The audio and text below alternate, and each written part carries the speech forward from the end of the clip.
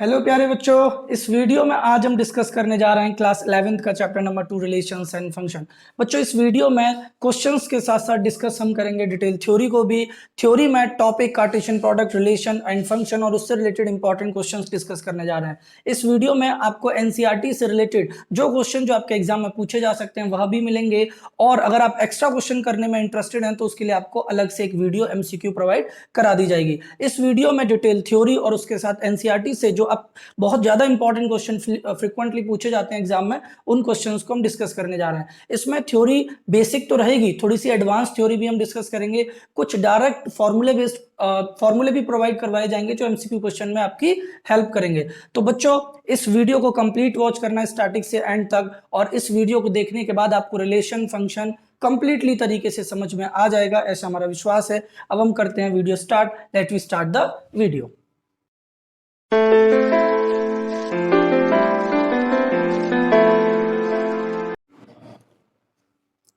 देखो बच्चों, अब हम चैप्टर स्टार्ट करते हैं। चैप्टर स्टार्टिंग में सबसे पहला टॉपिक हम डिस्कस करेंगे Cartesian product between two set. बच्चों, Cartesian product between two set की अगर बात करें, Cartesian product between two non empty set, तो बच्चों सबसे पहले हमें यह समझना पड़ेगा कि सेट क्या होता है। तो सेट वाली वीडियो आपने कंप्लीटली वॉच की होगी। बच्चों, set is a well defined collection of a data. जो डाटा है उसको वेल डिफाइंड तरीके से लिखना सेट कहलाता है। जैसे मान के चलिए बच्चों, आपके पास दो सेट है, एक ए बी और सी, और मान लीजिए आपके पास कोई बी सेट है जिसमें x, y, z लिखा हुआ है। चलो इसमें हम ऐसा करते हैं, इसमें हम x, y ले लेते हैं। तो बच्चों, इन दोनों जो सेट हैं इनका कार्टेशियन प्रोडक्ट कैसे करते हैं, तो a cross b। Cartesian product बच्चों a का x के साथ a, x, इसी तरीके से a का y के साथ, b का x के साथ, b का y के साथ, c का x के साथ और c का y के साथ। तो बच्चों, ये Cartesian product between two set कहा जाता है। ए और बी के बीच में क्या किया हमने, कार्टेशियन प्रोडक्ट किया, जिसमें पहले एलिमेंट का पहले के साथ, पहले एलिमेंट का दूसरे के साथ ऑर्डर्ड पेयर हम फॉर्म करते हैं। बच्चों, किसी भी सेट के ये क्या है, एलिमेंट है, लेकिन ये कार्टेशियन प्रोडक्ट के ये क्या कहलाते हैं, ऑर्डर्ड पेयर कहलाते हैं। एक बात समझना बच्चों, हमेशा जो पहला वाला ऑर्डर्ड पेयर में जो एलिमेंट होगा वो हमेशा पहले सेट से लिया जाएगा और दूसरा वाला दूसरे सेट से लिया जाएगा। अब एक बात बताओ बच्चों, अगर मैं आपसे क्वेश्चन पूछूं कि मुझे ये बताओ एन ए की वैल्यू क्या है, तो आपके दिमाग में क्लिक कर गया होगा कि एन ए की वैल्यू तो 3 है, मतलब number of element in set A set में कितने एलिमेंट है, 3 एलिमेंट है। अगर मैं आपसे पूछूं एन बी की वैल्यू क्या है, तो कितने एलिमेंट है, 2 एलिमेंट, तो वैल्यू होगी 2। उसी तरीके से अगर मैं आपसे पूछूं कि मुझे ये बताओ एन ए क्रॉस बी की वैल्यू क्या है, तो एन ए क्रॉस बी की वैल्यू क्या हो जाएगी, 3 2 जा 6। कितनी हो जाएगी, 3 2 जा 6। चेक भी कर सकते हो, 1 2 3 4 5 6, तो 6 ऑर्डर्ड पेयर इसमें अवेलेबल है। तो हमें एक फॉर्मूला मिल जाता है बच्चों कि अगर ए सेट में p एलिमेंट है और b सेट में अगर q एलिमेंट है, तो एन ए क्रॉस बी में कितने एलिमेंट होंगे, p cross q, p q element होंगे। ये एक फॉर्मूला आपको ध्यान रखना है बच्चों। अभी हम केवल और केवल बेस समझ रहे हैं कि कार्टेशियन प्रोडक्ट क्या होता है। अगर ये समझ में आ गया जब भी आप रिलेशन समझ पाएंगे, और रिलेशन समझ में आ गया जब भी आप फंक्शन समझ पाएंगे। तो सबसे पहले हमने कार्टेशियन प्रोडक्ट को समझा। अब बच्चों, एक छोटी सी बात और है कि अगर मान लीजिए आपके पास कोई भी एक ऑर्डर्ड पेयर है, मानो कोई ऑर्डर्ड पेयर x, y है, एक दूसरा ऑर्डर्ड पेयर 1, 2 है। अगर ये दोनों ऑर्डर्ड पेयर इक्वल हैं, तो बच्चों ये जब ही इक्वल होंगे जब पहला एलिमेंट पहले के बराबर हो और दूसरा एलिमेंट दूसरे के बराबर हो। यहां से हम x और y की वैल्यू निकाल सकते हैं, बहुत सिंपल सी बात। अच्छा बच्चों, एक और बात देखना ध्यान से। अगर मैं आपसे बात करूं कि हमने अभी तो कोई भी एक सेट लिया और दूसरा सेट भी लिया, उन दोनों का हमने कार्टेशियन प्रोडक्ट किया, कार्टेशियन प्रोडक्ट हमें मिल गया। उसके बाद फिर हमने ये देखा कि अगर number of element in Cartesian product या ऑर्डर्ड पेयर हमें निकालने हैं तो उसका फॉर्मूला पी क्यू होता है। इस तरीके से एक थोड़ी थोड़ी छोटी छोटी बातें और हैं, वह भी आपको समझनी होंगी। अच्छा, यहां से तो आपने बता दिया कि किस तरीके से अगर आपके पास दो सेट है तो उनका कार्टेशियन प्रोडक्ट क्या होता है। अगर बच्चों मैं आपको ये प्रोवाइड करूं कि सपोज करो आपके पास मैंने कोई ऑर्डर्ड पेयर दिया, जैसे मैंने कहा कि मान लीजिए b, 2 और c, 2 और मैंने कहा d कॉमा 1। अब मुझे आपसे ये पूछना है कि मेरे पास दो सेट हैं, एक A है और एक B सेट है, और उन दोनों का कार्टेशियन प्रोडक्ट ये है A क्रॉस B। तो मुझे ये बताओ सेट A में कौन कौन सा एलिमेंट होगा, सेट B में कौन कौन सा एलिमेंट होगा। तो बच्चों मैंने अभी अभी यहां बताया था ना कि पहला एलिमेंट पहले सेट में होता है और जो दूसरे वाले एलिमेंट होते हैं वो दूसरे सेट में आते हैं। तो देखो B, C और D पहले सेट, A सेट में कौन कौन से एलिमेंट होंगे, B, C और D, और B सेट में कौन कौन से एलिमेंट होंगे, तो 2, 2 और 1। तो इसको 2,1 लिखो या 1,2 लिखो, बात एक ही है। तो बच्चों ये वाली बात क्लियर हो गई होगी। तो इस तरीके से आपको ये ध्यान रखना है कि दो सेट्स का कार्टेशियन प्रोडक्ट कैसे निकालते हैं। और थोड़ी सी बात ध्यान रख लीजिए, अगर कोई एक सेट A है, मान लीजिए 1,-1, अब मैं अगर आपसे A क्रॉस A की बात करूं तो बच्चों इसी सेट का इसी के साथ कार्टेशियन प्रोडक्ट करना पड़ेगा आपको, इसी का इसी के साथ। तो आप इजीली तरीके से कर दोगे, 1 का 1 के साथ, 1 का -1 के साथ, -1 का 1 के साथ, -1 का -1 के साथ। तो ये आपने निकाल दिया, सिंपल सी बात, ठीक है ना। तो ये A का A के साथ आपने कार्टेशियन प्रोडक्ट कर दिया। इसी तरीके से अगर इन दोनों का फिर से हम A के साथ करें तो वह भी आप इजीली तरीके से कर दोगे, ठीक है ना। वह भी आपका ट्रिपलेट कहा जाता है, ठीक है ना। तो ये आपकी basic information Cartesian product related. बच्चों अब हम करते हैं कुछ इंपॉर्टेंट क्वेश्चन, 2 से 3 क्वेश्चन डिस्कस करते हैं इसी टॉपिक के ऊपर, फिर हम इसी से आगे बढ़ेंगे रिलेशंस की तरफ। देखो बच्चों अब हम कार्टेशियन प्रोडक्ट के ऊपर 3 इंपॉर्टेंट क्वेश्चन करते हैं बच्चों। क्वेश्चन आसान है, आसानी से हो जाएंगे, क्यों, क्योंकि आपको चीजें समझ में आ गई है।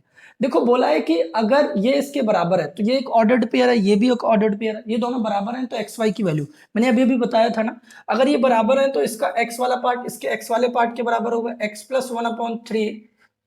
इसको ना आपको एलसीएम लेना पड़ेगा, देखो ध्यान से, x/3 + 1 = 5/3।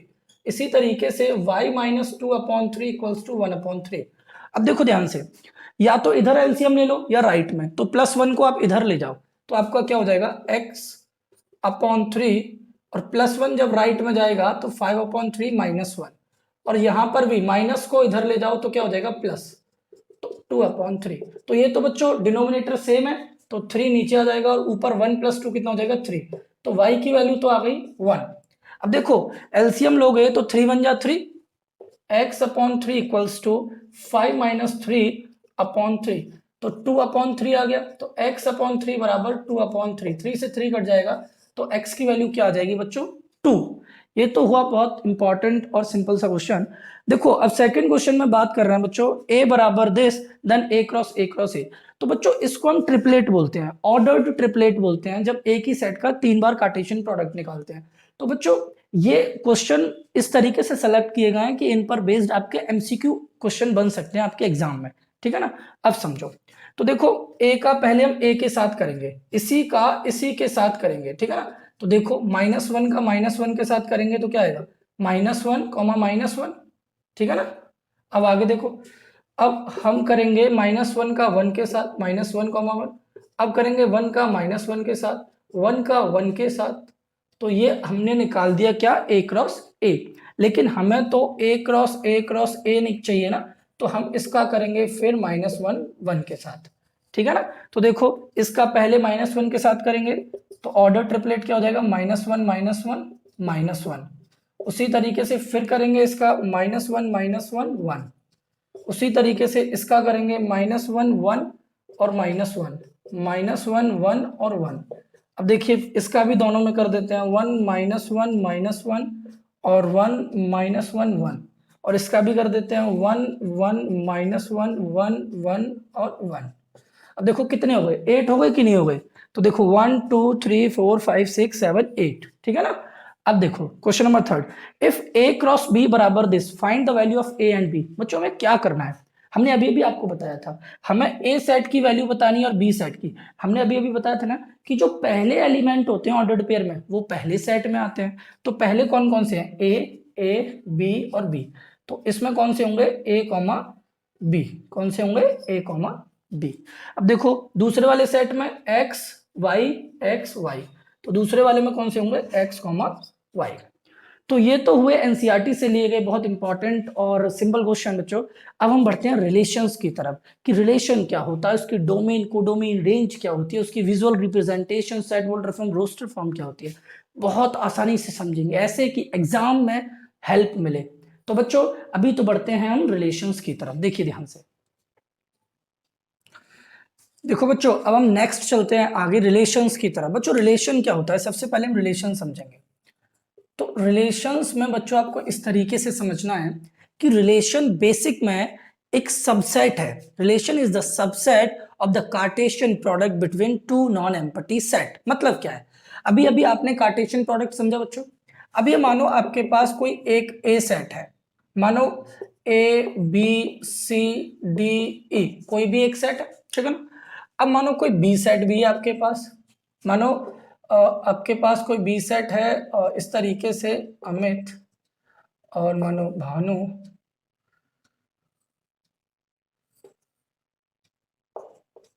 भानु और मानो चिराग और मानो देव, बस, ठीक है ना। या फिर एक और ले लेते हैं रेहान, ठीक है ना। तो अभी आपने क्या किया, आपने ए सेट लिया और बी सेट लिया, ठीक है ना। अब इनका अगर आप कार्टेशियन प्रोडक्ट करोगे बच्चों, तो कार्टेशियन प्रोडक्ट में देखो ये 5 है और ये भी कितने हैं 5, तो 5 5 जो 25 ऑर्डर्ड पेयर बनेंगे, बनेंगे कि नहीं बनेंगे, बिल्कुल बनेंगे, ठीक है ना। लेकिन हम उन 25 ऑर्डर्ड पेयर की बात करें तो देखो ए कॉमा अमित, इसी तरीके से ए का भानु के साथ भी होगा, ए का चिराग के साथ भी होगा, तो इस तरीके से टोटल कितने बनेंगे 25, लास्ट वाला ई का रेहान के साथ भी होगा। तो इस तरीके से हमारे पास कितने बन जाएंगे 25 ऑर्डर्ड पेयर। अब इन ऑर्डर्ड पेयर में से मैं कुछ ऑर्डर्ड पेयर ले लूं और उससे एक नया रिलेशन स्टेबलाइज करूं। जैसे बच्चों आर मैंने कोई एक रिलेशन लिया x, y such that x is a first letter x is the first letter of word y, where x belongs to a and y belongs to b। अब सुनना, यहां पर मैंने एक रिलेशन स्टेबलाइज कर दिया, ये तो मैंने सेट बिल्डर फॉर्म में लिखा है रिलेशन। अब यहां से ना आप इन 25 ऑर्डर्ड पेयर में से वो ऑर्डर्ड पेयर ले लो जिसमें पहला वाला दूसरे वाले का क्या होता हो, पहला वाला दूसरे वाले का फर्स्ट लेटर होता हो। जैसे सपोज करो इसी को अगर मैं जब रोस्टर फॉर्म में लिखूंगा तो ए देखो, ए पहला पहला है तो ए अमित के साथ आ जाएगा बच्चों। अब देखो ए भानु के साथ तो नहीं आ सकता क्योंकि पहला लेटर बी और यहाँ ए है, लेकिन भानु के साथ बी आ सकता है। तो देखो क्योंकि बी का भानु के साथ भी तो होगा ना कार्टेशियन प्रोडक्ट में, तो बी का भानु के साथ, इसी तरीके से बच्चों सी का चिराग के साथ, इसी तरीके से बच्चों डी का देव के साथ। क्या बच्चों ई का किसी के साथ आएगा, नहीं आएगा। तो बच्चों ये हमें क्या मिल गया, ये हमें एक रिलेशन मिल गया। ये रिलेशन है बच्चों किस में, ये रोस्टर फॉर्म में है और ये बच्चों किस में है, सेट बुल्टर फॉर्म में है। आई बात समझ में। हमें रिलेशन क्या कहता है, रिलेशन की बहुत सिंपल सी डेफिनेशन है, relation is the subset of Cartesian product. ये देखो ये जो आर है, ये आर है, ये सबसेट है कि नहीं ए क्रॉस बी का, चेक कर लो। R is the subset of A cross B, इसी के अंदर से तो निकाला है। तो relation is the subset of the Cartesian product between two non empty set. Is it clear ना, ओके। अब बढ़ते हैं बच्चों नेक्स्ट। अब एक टर्म आता है बच्चों डोमेन। डोमेन क्या है, फिर आता है बच्चों रेंज, फिर आता है बच्चों कोडोमेन। तो बच्चों सबसे पहले हम समझते हैं डोमेन क्या है। एक बात समझो, अगर मैं बात करूं रिलेशन की, तो रिलेशन को हम या तो सेट बिल्डर फॉर्म या रोस्टर फॉर्म से रिप्रेजेंट करते हैं। एक और होता है बच्चों विजुअल डायग्राम होता है जिसको एरो डायग्राम बोलते हैं, विजुअल वे। उसको इस तरीके से समझो कि यहां पर ए सेट है और यहां पर आपका बी सेट है, मैं दोनों पैरेलल ही लेके चलूंगा, ठीक है ना। अब जैसे यहां आपने ए सेट में एलिमेंट क्या थे, ए बी सी डी ई, और यहां क्या थे, अमित और भानु और चिराग और देव और रेहान। अब देखो रिलेशन क्या था, होने को तो देखो ए का किसी के साथ भी ऑर्डर्ड पेयर बन सकता है, लेकिन हमारा रिलेशन क्या कहता है, हमारा रिलेशन क्या डिफाइन करता है कि एक्स मतलब ये फर्स्ट लेटर होना चाहिए। तो इसका फर्स्ट लेटर है, बी इसका फर्स्ट लेटर है, सी इसका, डी इसका, लेकिन ई तो किसी का है ही नहीं।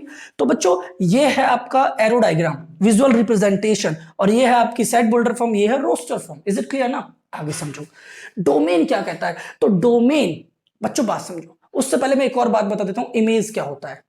देखो ए की इमेज क्या है, तो बच्चों ए की इमेज है अमित। बी की इमेज क्या है, तो बी की इमेज है भानु। सी की इमेज क्या है, चिराग। डी की इमेज क्या है, देव। अब सुनो, अभी मैं आपको ये बोल रहा हूं बच्चों, डोमेन, डोमेन वो एलिमेंट होते हैं जो फर्स्ट सेट में आते हैं। फर्स्ट सेट मतलब ए में, वो एलिमेंट होते हैं जो फर्स्ट सेट में आते हैं और रिलेशन में पार्टिसिपेट करते हैं। क्या समझे? रिलेशन में कौन कौन पार्टिसिपेट कर रहा है, ए बी सी और डी। तो यहां पर डोमेन कौन कौन से हो जाएंगे, ए बी सी और डी। देखो यहां पर भी देख लो, यहां पर भी देख लो, रिलेशन में x is the first letter of y, मतलब ए बी सी डी। और एरो डायग्राम से भी देख लो, ई नहीं आएगा। अब आगे समझो रेंज क्या होता है। तो बच्चों रेंज सेकंड सेट के वो एलिमेंट जो इमेज है, जो इमेज है। बच्चों कौन कौन सी एलिमेंट इमेज है, अमित भानु चिराग और देव। अमित भानु चिराग और देव, ये क्या है बच्चों आपके, ये रेंज है। केवल वो एलिमेंट जो डोमेन के साथ रिलेशन में है, जो डोमेन के साथ रिलेशन में है। और बच्चों कोडोमेन क्या होता है, तो कोडोमेन होता है सेट बी के ऑल एलिमेंट, सेट बी के all element, all element Amit Bhanu Chirag Dev और रेहान। इज इट क्लियर ना? ठीक है ना? लेकिन इसमें अभी बहुत सारी चीजें मतलब बची हैं जिनको अभी हमें डिस्कस करना बाकी है। सुनो ध्यान से, अभी मैंने आपको डोमेन बता दिया, रेंज बता दिया, कोडोमेन। आपको एक बात लग रही होगी कि यहां पर रेंज जो है वो कोडोमेन में से आई है, ये डोमेन यहां से आया है, और ये पूरा सेट बी क्या होता है, कोडोमेन। तो बच्चों जो रेंज होती है ना, जो रेंज होती है वो या तो कोडोमेन का सबसेट होती है, कोडोमेन का सबसेट होती है, या इक्वल सेट होती है। मतलब रेंज इज अ सबसेट और इक्वल सेट ऑफ कोडोमेन। ये वाली बात आपको ध्यान रखनी है, ठीक है ना बच्चों? अगर मैं बात करूं, अभी आपको एक और बात समझना जरूरी है, और वह यह कि अगर प्रश्न ये आ जाए कि आपको यह सेट ए और सेट बी दे रखा है, और आपसे ये पूछ लिया जाए कि बताओ total number of relation, total number of relation between A and B, तो बच्चों आंसर क्या होगा? एमसीक्यू क्वेश्चन, ए और बी में कितने नंबर ऑफ रिलेशन बन सकते हैं बच्चों? तो उसका फॉर्मूला होता है 2 की पावर पी क्यू।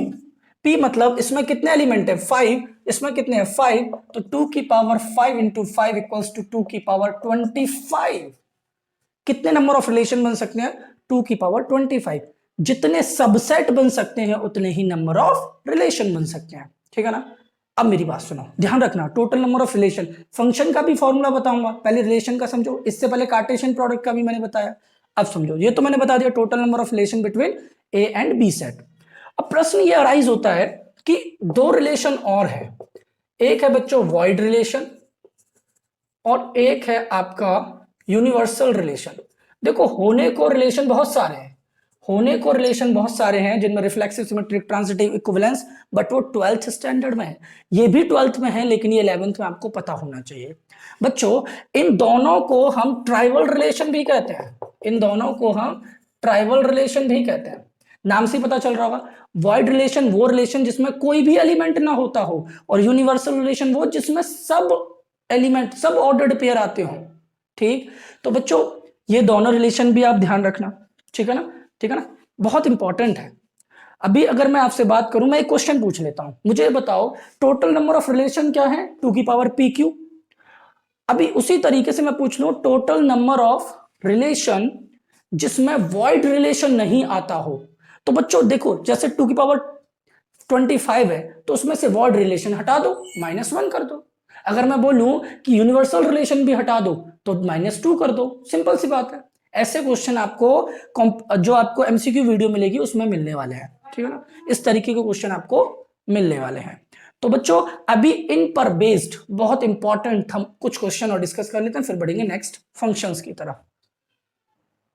देखो बच्चों अब हम कुछ क्वेश्चन कर लेते हैं रिलेशन बेस्ड, जिससे कि आपको रिलेशन जो आपने समझा है वो और आपको अच्छी तरीके से क्लियर हो जाए। अभी ना आपको ध्यान रखना है डोमेन, जो पहले सेट के एलिमेंट जो रिलेशन में पार्टिसिपेट करते हैं, रेंज जो सेकंड सेट के एलिमेंट जो डोमेन से रिलेटेड होते हैं, कोडोमेन पूरा बी सेट होता है, ठीक है ना। ये वाली बातें आपको सब पता होनी चाहिए, विजुअल और सब चीजें जितनी भी बताई वो आपको पता होनी चाहिए। इधर समझो, अभी बोला है let A be the set, let R be the relation on set A defined by this. यहां पर कोई भी एक रिलेशन डिफाइंड इस तरीके से कि ए कॉमा बी, और ये दोनों ही ए और बी यहीं से लेने हैं, और B is exactly divisible by A, दूसरा वाला नंबर पहले वाले नंबर से एग्जैक्टली डिविजिबल होना चाहिए। तो आर इन रोस्टर फॉर्म बताना है, तो बच्चों रोस्टर फॉर्म में हम इसको लिखना है। तो एक बात बताओ, बी वाला नंबर है मतलब सेकंड नंबर बी होना चाहिए, तो वन। अब देखो, तो मैं पहले तो ये समझना पड़ेगा ये सेट ए है, तो ए का ही ए के साथ कार्टेशियन प्रोडक्ट होगा, यहां पर कोई दूसरा सेट नहीं है ना, तो ए का ए के साथ। अगर आप बेसिक से समझना चाहते हो तो ए का ए के साथ तो कितने एलिमेंट है 5, तो इसी तरीके से यहाँ 25 ऑर्डर्ड पेयर आएंगे। ये तो होगा आपका ए क्रॉस ए, लेकिन उन 25 ऑर्डर्ड पेयर में से हमें वही ऑर्डर्ड पेयर लेने हैं जिनमें बी वाला नंबर ए वाले से डिविजिबल हो जाए। मतलब समझो, अब देखो वन, अगर मैं आपसे बात करूं वन का वन के साथ भी आएगा, क्योंकि वन वन से डिवाइड होता है, वन से तो टू भी डिवाइड होता है, वन से तो थ्री भी डिवाइड होता है, वन से तो फोर भी डिवाइड होता है, वन से तो सिक्स भी डिवाइड होता है नहीं होता है, बिल्कुल होता है। अब देखो, टू से टू भी डिवाइड होता है, टू से फोर भी डिवाइड होता है, टू से सिक्स भी डिवाइड होता है नहीं होता, ठीक है ना। अब देखो थ्री की बात करें तो थ्री से थ्री डिवाइड होता है, लेकिन थ्री से फोर नहीं होता है, थ्री से सिक्स डिवाइड होता है, फोर से फोर ही होता है, सिक्स से सिक्स ही डिवाइड होता है। तो ये सब उन 25 ऑर्डर्ड पेयर में से लिए गए जो जिनमें सेकंड वाला नंबर पहले से एग्जैक्टली डिविजिबल होगा। अब आगे समझो, हमसे कह रहा है डोमेन बता दो। हमने अभी अभी क्या बताया था, डोमेन तो पहले सेट के एलिमेंट होते हैं, वो जो रिलेशन में पार्टिसिपेट कर रहे होते हैं। तो देखो 1 2 3 4 6, तो क्या हो जाएगा डोमेन 1 2 3 4 6। अब हमसे कह रहा है रेंज बता दो, तो देखो रेंज 1 भी आ रहा है, 2 भी आ रहा है, 3 भी आ रहा है, 4 भी आ रहा है, 6 भी आ रहा है, तो 1 2 3 4 6। इस क्वेश्चन ने और आपके कॉन्सेप्ट को क्लियर किया होगा, ठीक है ना। अब सुनो, determine the domain and the range of the relation. इसमें हमें डोमेन और रेंज बतानी है। रिलेशन इस तरीके से डिफाइंड है, ओके। पहले इसको हम ना रोस्टर फॉर्म में लिख लेते हैं, डोमेन रेंज तो आ ही जाएंगे। देखो, जब आप x की वैल्यू 0 रखोगे तो 0 प्लस 5 क्या हो जाएगा 5। जब आप x की वैल्यू 1 रखोगे तो 1 प्लस 5 6, 2 रखोगे 2,7, 3 रखोगे 3 और 5 8, 4 रखोगे तो 4,9, 5 रखोगे तो 5,10। ये तो आपने रोस्टर फॉर्म में। अब बोल रहे हैं डोमेन बता दो, तो डोमेन में क्या आएगा बच्चों, आप ही बताओ ना। 0 1 2 3 4 5, 0 1 2 3 4 5। अगर मैं कहूं रेंज बताओ, तो रेंज में क्या आएगा 5 6 7 8 9 10, 5 6 7 8 9 10, ठीक है ना। सेकंड सेट के एलिमेंट, ठीक है ना। अब सुनो, या फिर मैं कहूं तो y वाली वैल्यूज तो आपकी क्या होती है रेंज, और x वाली वैल्यू क्या होती है डोमेन। आगे समझो, A set B set, find the number of relation from A to B. अभी अभी बताया था फॉर्मूला 2 की पावर p q, तो बताओ 2 की पावर p कितने हैं 3 है, और q कितने हैं 2, तो 2 की पावर 6 आपका आंसर आ जाएगा। अब देख लेना, पूरा सॉल्व करना, इतना करना है बच्चों। अभी तो हमने रिलेशन किया है, और रिलेशन में भी बहुत सिंपल सा एग्जांपल लिया है। अभी हम फंक्शन पढ़ेंगे, और फंक्शन को रिलेशन को फिर जोड़ना सीखेंगे कि किन रिलेशन को फंक्शन कहते हैं, ऐसी कौन सी कंडीशन है जो फंक्शन के लिए जरूरी है, जब भी रिलेशन फंक्शन होगा। अभी बस कुछ सेकंड में उसको भी पढ़ लेते हैं, देखो ध्यान से। देखो बच्चों, अब बढ़ते हैं फंक्शंस की तरफ। बच्चों, फंक्शन एक बहुत इंपॉर्टेंट टॉपिक है, और फंक्शंस रिलेशन से ही निकलता है। तो बच्चों, फंक्शंस के लिए हमें दो बातें पता होना बहुत जरूरी है। हम ऐसे रिलेशंस को फंक्शन कहते हैं जिनमें every element of set A has an unique image in set B. एक एग्जांपल लेते हैं बच्चों, जैसे मान के चलो 1 2 3 4 5 6, 1 का स्क्वायर 1, 2 का 4, 3 का 9, 4 का 16, 5 का 25, और यहाँ ले लेते हैं 49, ठीक है ना। अब मैंने कोई भी एक रिलेशन डिफाइन किया, R be the relation x, y such that x square equals to y, where x belongs to a and y belongs to b। This is set a, this is set b। अब एक बात बताओ बच्चों, ये relation है, ये तो मैंने सेट बोल्डर फॉर्म में लिखा है। अगर मैं इसको एरो डायग्राम से बताऊं तो 1 का स्क्वायर 1 है, 2 का स्क्वायर 4, 3 का स्क्वायर 9, 4 का स्क्वायर 16, 5 का स्क्वायर 25। बच्चों ये रिलेशन है। क्या ये फंक्शन है? नहीं, ये फंक्शन नहीं है। क्यों नहीं है? क्योंकि बच्चों वो रिलेशन फंक्शन कहे जाते हैं जिनमें एवरी एलिमेंट, लेकिन यहां तो 6 बच गया, तो ये फंक्शन नहीं है। अगर मुझे इसे फंक्शन बनाना है तो मुझे 6 यहां से हटाना पड़ेगा, मतलब अब ये फंक्शन है। अब क्या है? ये फंक्शन है। क्यों? क्योंकि एवरी एलिमेंट, हर एलिमेंट की एक यूनिक इमेज है। अब बच्चों फंक्शन को लिखते कैसे हैं ये समझो। f is the function from a to b such that f of x square equals to y। मतलब f एक फंक्शन है जो a से b में डिफाइंड है। एक बात समझना, ऑलवेज पते की बात है, मतलब ये डोमेन होगा और ये कोडोमेन होगा। ऑलवेज फंक्शन लिखते समय यहां डोमेन लिखी जाएगी और यहां कोडोमेन लिखी जाएगी हमेशा। अब सुनो आगे बच्चों। अब क्या है, यहां पर हम x की वैल्यू पुट करते चले जाएंगे और हमें y मिलता चला जाएगा। हम x की वैल्यू, जैसे हमने x की वैल्यू 1 रखी तो y हमें 1 मिलेगा, x की वैल्यू 2 रखेंगे तो 2 का स्क्वायर 4 मिलेगा। इसी तरीके से हमें y की वैल्यूज मिलती चली जाएंगी। ठीक है ना? अब एक बात समझो, एक बात समझना बच्चों। 1 की इमेज क्या है? 1, 2 की इमेज क्या है? 4, 3 की इमेज क्या है? 9, 4 की इमेज क्या है? 16। लेकिन अगर मैं आपसे ये पूछूं 4 की प्री इमेज क्या है? 2, 9 की प्री इमेज क्या है? 3, 25 की प्री इमेज क्या है? 5। ये प्री इमेज और वह इमेज होती है। ठीक है ना? अब समझो एक बात, फंक्शन होने के लिए बच्चों यहां पर कोई भी एलिमेंट बचना नहीं चाहिए। उसके साथ एक और बात ध्यान रखना, बात यह है बच्चों, जैसे सपोज करो मैं यहां पर ले लूं, मैं यहां पर ले लूं 1 और मैं ले लूं 4 और मैं ले लूं 9 और यहां पर ले लूं -1 1 2 -2 -3 और 3। ठीक है ना? अब एक बात बताओ, 1 -1 का स्क्वायर भी होता है और 1 का स्क्वायर भी होता है, 4 2 का स्क्वायर भी होता है, -2 का स्क्वायर भी होता है, 9 -3 और 3 का स्क्वायर भी होता है। तो देखो मैंने एक नया फंक्शन बनाया, मतलब बनाया, लेकिन ये फंक्शन नहीं है, मैंने ये रिलेशन बनाया। रिलेशन ज्यादा अप्रोप्रिएट होगा। मैंने रिलेशन बनाया इस तरीके से x, y सच दैट कि y square equals to x, where x belongs to a and y belongs to b। अब क्या ये रिलेशन फंक्शन है? तो ये रिलेशन फंक्शन नहीं। आप कह रहे होंगे यहां तो कोई एलिमेंट बचा ही नहीं।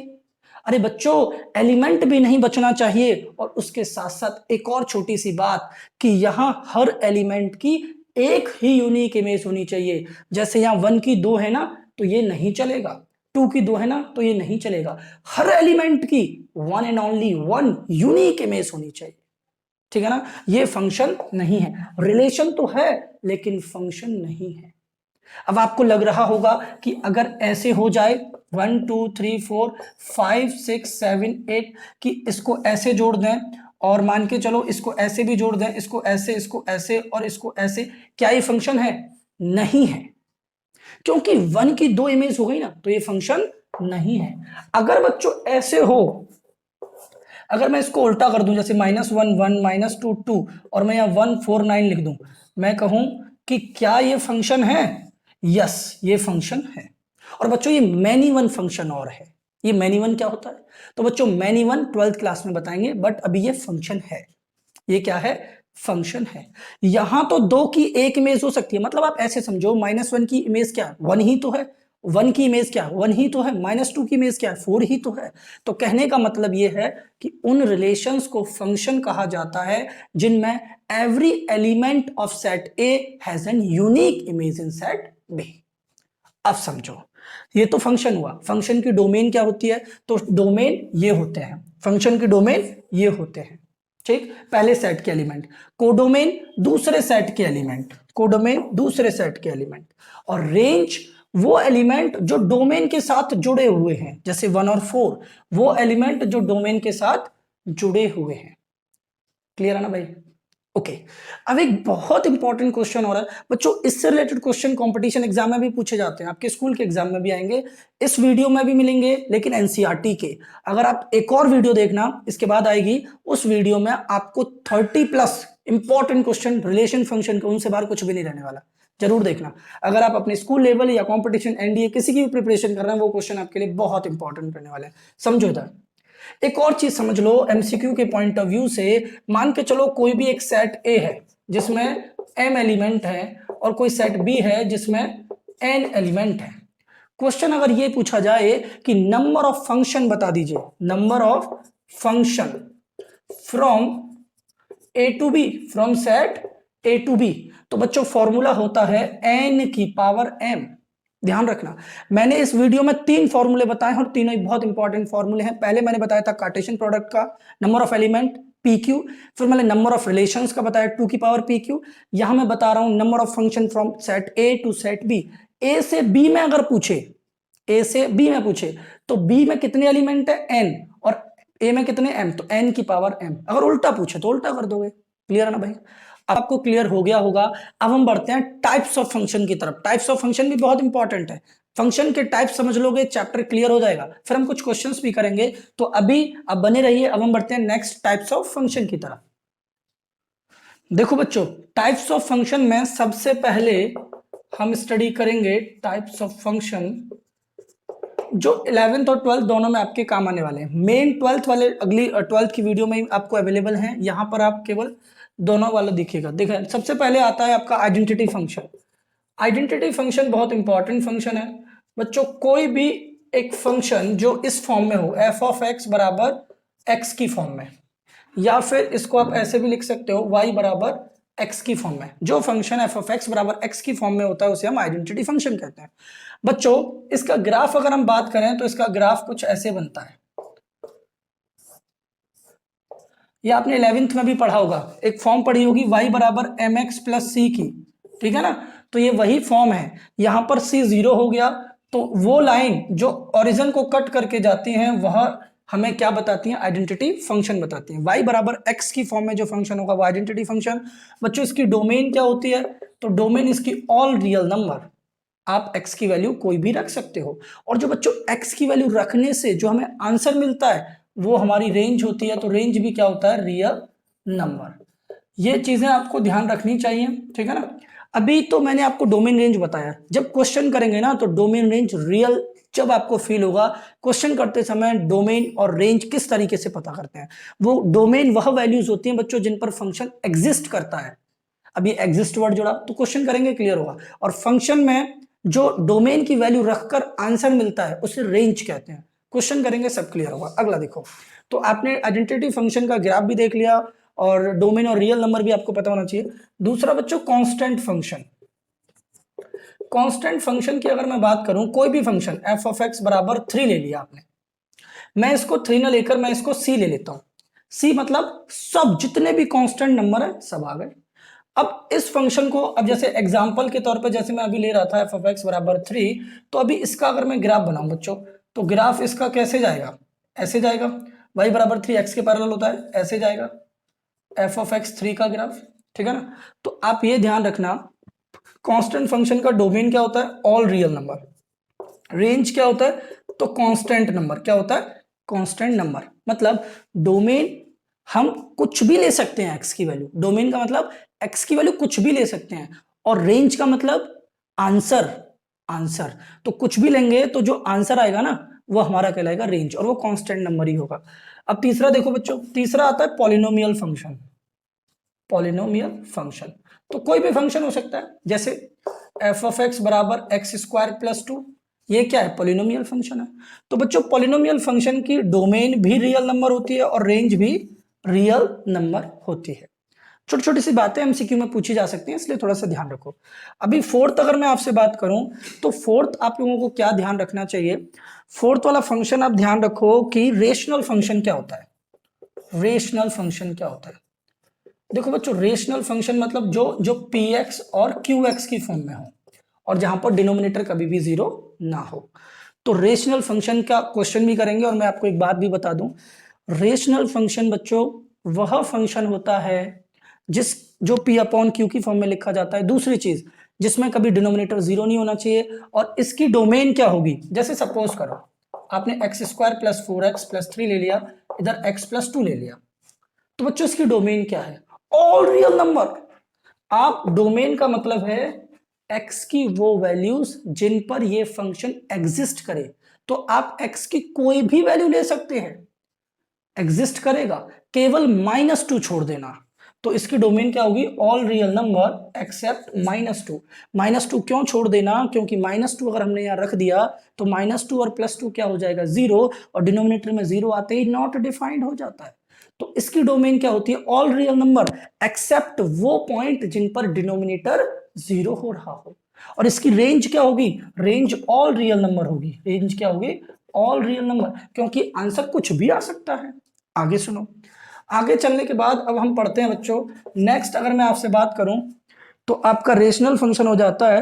रेशनल फंक्शन के बाद अब थोड़े से इंपॉर्टेंट फंक्शन आते हैं बच्चों, जिनमें कि हम मॉडुलस फंक्शन को सबसे पहले स्टडी करते हैं, फिर signum, not Singham, this is signum function, और ग्रेटेस्ट इंटीजर फंक्शन भी पढ़ेंगे। सुनो, अगर मैं आपसे बात करूं मॉडुलस फंक्शन, इसका बच्चों एक और नाम हो सकता है एब्सोल्यूट फंक्शन।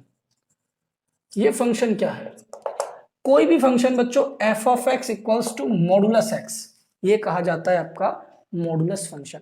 ये क्या है, तो बच्चों ये मॉड है, मॉड, मॉडुलस। ये करता क्या है, ये वैल्यू को पॉजिटिव बनाता है। मतलब अगर मैं यहाँ x की वैल्यू बच्चों 5 ले लूं तो मुझे f ऑफ 5 क्या होगा, 5 ही होगा। अगर मैं x की वैल्यू -5 ले लूं तो मेरा -5 भी क्या होगा बच्चों, +5 होगा। मतलब मॉडुलस उसको पॉजिटिव बना देता है, ठीक है ना। अब बच्चों ये तो हो गया एग्जाम्पल। अब इस फंक्शन को अगर हम सिंपल ब्रेक करना चाहें तो बच्चों इसको हम ऐसे भी ब्रेक कर देते हैं, x when x is greater than equals to 0 minus x when less than 0। Question करेंगे समझ में आएगा। अभी इसकी डोमेन ध्यान रखना, इसकी डोमेन क्या होती है, ऑल रियल नंबर, और रेंज क्या होती है बच्चों, रेंज। अब आप खुद बताओ, मॉडुलस है ना, तो मॉडुलस हमेशा आंसर पॉजिटिव ही देगा ना, तो इसकी रेंज हमेशा जो आंसर आएगा वो पॉजिटिव ही आएगा। इसलिए इसकी रेंज क्या हो जाती है, पॉजिटिव रियल नंबर। क्या हो जाती है, पॉजिटिव रियल नंबर। इसमें आप 0 भी रहेगा आपका, ठीक है ना। आगे समझो, इसके बाद अब आपका आ जाता है बच्चों सिग्नम फंक्शन। इसकी जो रेंज है वो बहुत जरूरी है याद करना, इसकी रेंज जरूर ध्यान रखना। सिग्नम फंक्शन मतलब क्या बच्चों, वो फंक्शन जो इस फॉर्म में होता है, इस तरीके की फॉर्म में रहता है, ठीक है ना। जो मॉडुलस x अपॉन x की फॉर्म में रहता है, जब जब आपका x is not equals to 0 और जब x बराबर 0 तो आपका 0। तो इस तरीके के फंक्शन को हम क्या बोलते हैं, सिग्नम फंक्शन बोलते हैं। ज्यादा डिटेल में नहीं जाएंगे, केवल ये ध्यान रखना इसकी जो डोमेन है ऑल रियल नंबर, लेकिन जो इसकी रेंज है -1, 0 और 1। कई बार एग्जाम में पूछी गई है, डिफरेंट स्कूल्स के एग्जाम में पूछा गया है सिग्नम फंक्शन की रेंज, जरूर याद रखना, ठीक है ना। एक लास्ट और समझ लीजिए, greatest integer function. Greatest integer function बच्चों, ग्रेटेस्ट इंटीजर फंक्शन क्या कहता है, ग्रेटेस्ट इंटीजर फंक्शन कोई भी फंक्शन एफ ऑफ एक्स बराबर इस तरीके से क्लोज्ड ब्रैकेट में लिखा गया x, ये बताता है आपका ग्रेटेस्ट इंटीजर फंक्शन। ये ग्रेटेस्ट इंटीजर फंक्शन क्या बताता है कि x की वैल्यू जो आप इसमें पुट करोगे उससे छोटा इंटीजर आपका आंसर आएगा। मतलब जैसे आपने सपोज करो आपने 0.5 रखा तो इसका आंसर 0 आएगा, जो इससे छोटा इंटीजर होगा। जैसे सपोज करो आपने 1.2 लिखा तो इसका आंसर 1 आएगा। ऐसे आपने 2.01 लिखा तो आंसर 2 आएगा, जो छोटा इंटीजर होता है। अब जैसे आपको लग रहा होगा अगर -1.2 लिखेंगे तो क्या आएगा, -2 आएगा। इससे छोटा इंटीजर क्या है, -2, ठीक है ना। छोटी सी बात ध्यान रखना। तो बच्चों ये तो होगा ही कुछ डिफरेंट टाइप्स ऑफ फंक्शन। एक और चीज अलजेब्रा, और ध्यान रखो उसके बाद क्वेश्चन ही है और कुछ भी नहीं है। मैं थोड़ा सा इसको स्पेस बना लेता हूं। अलजेब्रा ऑफ डिफरेंट फंक्शन क्या है बच्चों, अलजेब्रा ऑफ डिफरेंट फंक्शन ये है, जैसे अगर सपोज करो आपके पास कोई भी एक फंक्शन है x² + 1 और कोई दूसरा फंक्शन है 2x, तो अलजेब्रा ये कहता है इनका एडिशन। अगर आप f of x plus g of x करना चाहते हो तो इनको प्लस कर दो, सिंपल सी बात। अगर आप इनको माइनस करना चाहते हो तो इनको माइनस कर दो, सिंपल सी बात। अगर आप इनको मल्टीप्लाई करना चाहते हो तो आप इनको मल्टीप्लाई कर दो, सिंपल सी बात। अगर आप इनको डिवाइड करना चाहते हो डिवाइड कर दो, सिंपल सी बात। बशर्ते बस डिनोमिनेटर 0 नहीं होना चाहिए। क्या कहते हो, ये सब बातें आपको क्लियर होना बहुत जरूरी है बच्चों। जो भी टॉपिक आपको नहीं समझ में आया हो या जिसमें भी तकलीफ हो उसे कमेंट बॉक्स में लिखकर जरूर बताना। हमने आपको इसमें बेसिक से स्टैंडर्ड तक सब इंफॉर्मेशन प्रोवाइड करवाई है। कितने कैसे एमसीक्यू बन सकते हैं, कैसे आप उनको सॉल्व करोगे वो भी बताया है।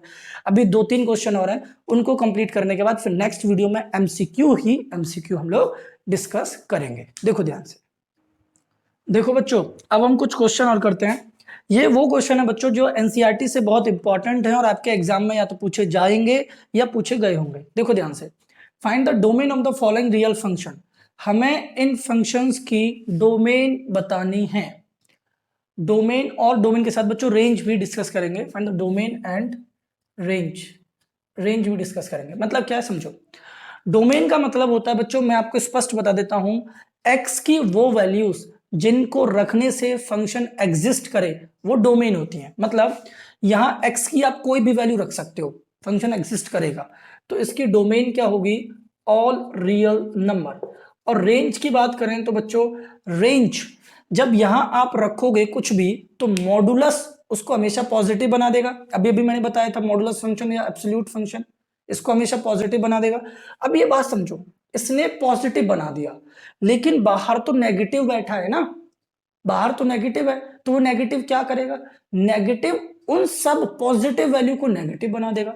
तो आंसर तो हमेशा हमारा क्या आएगा, नेगेटिव रियल नंबर आएगा। क्या आएगा, नेगेटिव रियल नंबर आएगा। ठीक है ना। अब सुनो, अब देखो यहां फंक्शन की अगर बात करें तो बच्चों फंक्शन का डोमेन क्या होगा। तो देखो डोमेन होता है बच्चों, डोमेन होता है एक्स की सब वैल्यूज जिन पर फंक्शन एग्जिस्ट करे। अब आप मुझे बताओ यहां फंक्शन एग्जिस्ट कब नहीं करेगा, बात समझना। रूट है तो बच्चों रूट में कभी भी नेगेटिव नंबर नहीं आना चाहिए। ठीक है ना। तो देखो वैसे इसको निकालने के दो तरीके हैं, मैं आपको थोड़ा सा बड़ा वाला तरीका पहले बताऊंगा। देखो डोमेन निकालने के लिए जब भी वैल्यू रूट में हो और न्यूमरेटर में हो, न्यूमरेटर में हो, तो आप हमेशा क्या करना, डोमेन निकालने के लिए 9 minus x square greater than equals to 0 ले लेना। कि रूट में जो आंसर है वो या तो 0 से बड़ा होना चाहिए या 0 होना चाहिए। बात समझ के।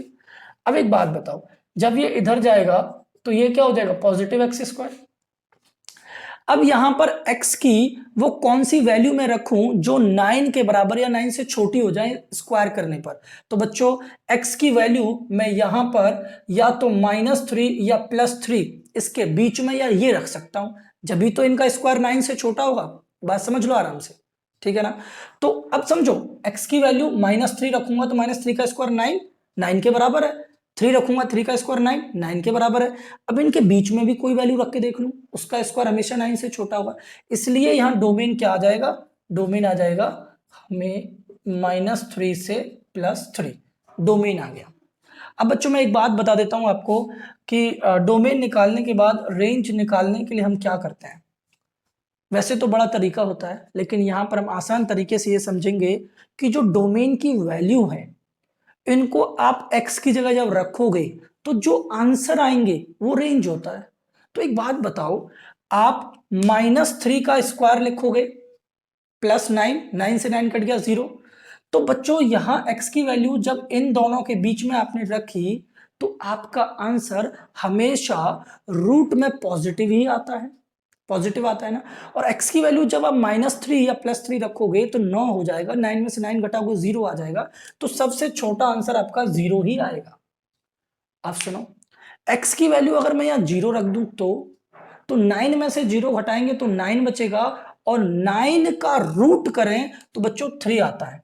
तो इसलिए इसकी जो रेंज है वो हमेशा 0 से 3 के बीच में आएगी। आप ऐसे समझो कि यहाँ x की वैल्यू रख के देखो, आपने मन से रखो। जैसे आपने 0 रखी तो 0 रखोगे, 9 में से 0 गया 9 और 9 का रूट क्या होता है 3। अब आपने x की वैल्यू रखी, जैसे सपोज करो 5 रखी, तो 5 का स्क्वायर क्या होता है 25। तो 9 में से 25 घटाओगे नेगेटिव आएगा, नेगेटिव रूट में नहीं आता है। तो कहने का मतलब ये है कि इसकी डोमेन हो जाएगी -3 से 3, रेंज 0 से 3। बड़ा तरीका इसलिए नहीं करवाया बच्चों क्योंकि आपको एमसीक्यू डिस्कस करने हैं। तो अब समझो अगला देखो, find the range of each function. हर एक फंक्शन की हमें रेंज चाहिए। तो देखो यहां पर रेंज निकालनी है, तो इसकी रेंज निकालनी है। तो बच्चों पहले ना रेंज निकालने का एक सिंपल तरीका ये है कि जो भी वैल्यू है उसे इज इक्वल्स टू वाई रख दो। मतलब 2 - 3x equals to Y. Minus का 3x इधर जाके क्या हो जाएगा, प्लस का 3x, और y की वैल्यू इधर जाके क्या हो जाएगी, -y। ठीक है ना। 2 माइनस वाई बराबर 3x। अब 3 से डिवाइड कर दो तो 2 minus y upon 3 equals to x. मतलब रेंज निकालने के लिए जो भी फंक्शन आपको दे रखा है उसे इक्वल्स टू वाई रखिए। वाई रखने के बाद एक्स की वैल्यू निकालिए in terms of Y. X की value in terms of Y. अब देखो एक्स 0 से बड़ा है ना, तो ये वाली वैल्यू भी 2 माइनस वाई अपॉन 3 भी 0 से बड़ा होगा। 3 इधर जाके क्या हो जाएगा 0। तो हमारे पास 2 minus y is greater than 0, तो माइनस वाई इधर जाके क्या हो जाएगा प्लस का वाई। तो बच्चों वाई 2 से छोटा होना चाहिए, तो इसकी रेंज क्या हो जाएगी, फर्स्ट वाले की रेंज हो जाएगी बच्चों, रेंज हो जाएगी 2 से छोटी, मतलब माइनस इन्फिनिटी और 2। और बच्चों ओपन ब्रैकेट आएगा। ओपन ब्रैकेट क्यों, क्योंकि इक्वल का साइन नहीं है। अब आगे देखो, अगले वाले में बोल रहे हैं बी वाले में बच्चों कि हमें रेंज बतानी है। तो रेंज निकालने के लिए हम इसको इक्वल्स टू वाई रखेंगे। तो देखो जब इक्वल्स टू वाई इसे रखेंगे तो एक्स स्क्वायर प्लस 2 बराबर वाई, प्लस का 2 इधर जाके क्या हो जाएगा माइनस का, और स्क्वायर हटा देंगे तो रूट आ जाएगा।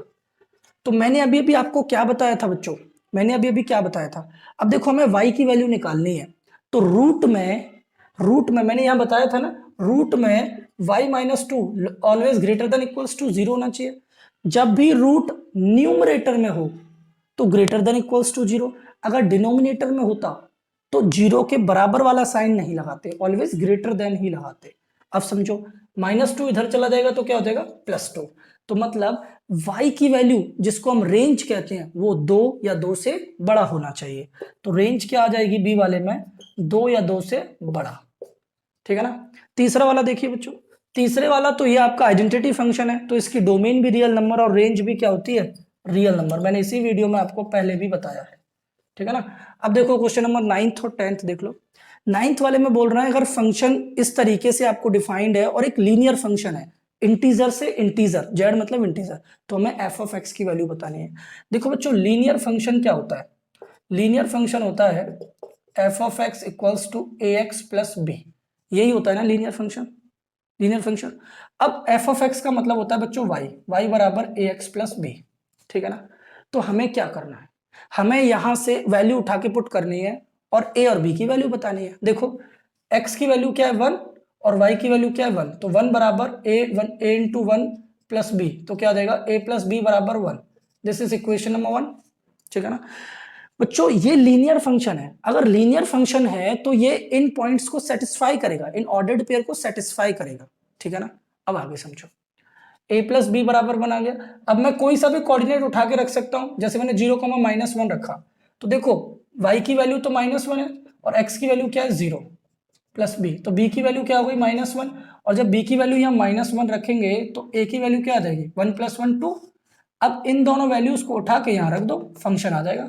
हमारा फंक्शन क्या आ जाएगा, a की वैल्यू 2 है तो 2x - 1, ये हमारा लीनियर फंक्शन आ गया, सिंपल। अगला देखो find the domain of the function. बच्चों ये कैसा फंक्शन है, रेशनल फंक्शन है, और रेशनल फंक्शन में हमेशा ध्यान रखना रेशनल फंक्शन की domain all real number except वो पॉइंट जिन पर डिनोमिनेटर 0 हो रहा होता है। तो डिनोमिनेटर कब 0 होगा, इसको फैक्टराइज कर लेते हैं, -5 + 4 x square -4x - x + 4 x -4 -1 x -4, तो x की वैल्यू एक तो आएगी 1 और एक आएगी 4, तो केवल और केवल 1 और 4 को हटा दो रियल नंबर में से और बाकी की कोई भी वैल्यू रख दो, ये फंक्शन हमेशा एग्जिस्ट करेगा। बच्चों इस वीडियो में हमने संपूर्ण रिलेशन फंक्शन को डिस्कस किया है, कार्टेशियन प्रोडक्ट से लेकर रिलेशन हो या फंक्शन हो या उसमें डिफरेंट टाइप के फंक्शन रहे हो, डोमेन रही हो, रेंज को डोमेन रहा हो, डिफरेंट एनसीईआरटी के 10 इंपॉर्टेंट क्वेश्चंस जो एमसीक्यू के रूप में भी पूछे जा सकते हैं उनको भी डिस्कस किया है और आपके कॉन्सेप्ट को क्लियर करने की कोशिश की है। फिर भी अगर कुछ भी ऐसा है जिससे आप क्लियर नहीं कर पाए या फिर जो आपको कंप्लीटली तरीके से समझ में नहीं आया, आप हमें कमेंट बॉक्स में जरूर बताना, हमें आपके कमेंट का इंतजार रहेगा। बच्चों रिलेशन फंक्शन को एंजॉय करिए, नेक्स्ट वीडियो आपको मिलने वाला है जिसमें हम 30+ आरडी शर्मा के एमसीक्यू डिस्कस करेंगे जो आपके स्कूल में आने वाले हैं, जो आपके स्कूल के पॉइंट ऑफ व्यू से बहुत इंपॉर्टेंट है। हंसते रहिए, मुस्कुराते रहिए और बने रहिए एनसीईआरटी प्लस के साथ।